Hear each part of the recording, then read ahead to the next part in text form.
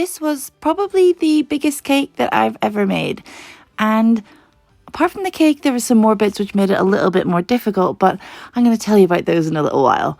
So I made a giant snow globe cake this year for Christmas. And this is the gingerbread house, which is one of the elements which sat inside. I tried to make as much of everything out of actual cake as I possibly could, because I know you guys really like it when I do that. So that was the gingerbread house. Here I am making a tree, which when it was on the bench was too tall for me to even work on. So I had to stand on some ladders. And yep, see, really tall. Next up, I am putting modelling chocolate all over the gingerbread house. I wanted this to look almost cartoony. So I used some tin foil to make some texture on the gingerbread. And you can see the edges are slightly burnt looking. I actually took a blowtorch and put it on there, and it made it look almost like the gingerbread was cooked. And then I made all of these extra little details. I was just going to buy sweets to put on the gingerbread house, but because it was so big, there wasn't any sweets that would have been big enough to go on there, so I had to make those myself.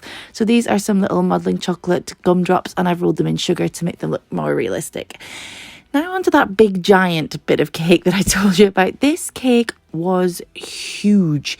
I couldn't believe how many layers of cake it actually took to build this base, but yeah, there was a whole lot. Here I am adding some modelling, some ganache onto it, some white chocolate ganache. The other thing about this cake was that it was going to be eaten, so I needed to make sure that everything was fresh and sanitary and delicious. So I had to work really, really fast as you possibly can, which isn't easy when you're working on something of this size. So once I had it all carved and ganached, I added on a layer of modelling chocolate to seal in that freshness, and because it looks nice and smooth. And then I made some little cake presents. This was really satisfying because they were square and I'd made the ganache edges really smooth, so when you put that on, oh, just look at that, it's really satisfying. And then I cut down the side as well. I made a few of these little gifts to go underneath our Christmas tree. Then I set everything up on top of the snow globe, little chair which was not made from cake, but you know, you'll know why in a second.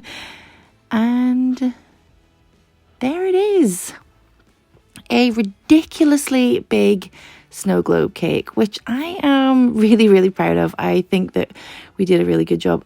Oh yeah, did I mention that my kids had to get into the snow globe, and also that it had to actually snow? So each one of those little snowflakes you can see in there are hand-punched, single hand-punched snowflakes made out of rice paper. So yes, you could eat them. As you can see, there's my kids eating them. And then I also made them a little mini snow globe to open up to remind them of this amazing Christmas. I hope you like it.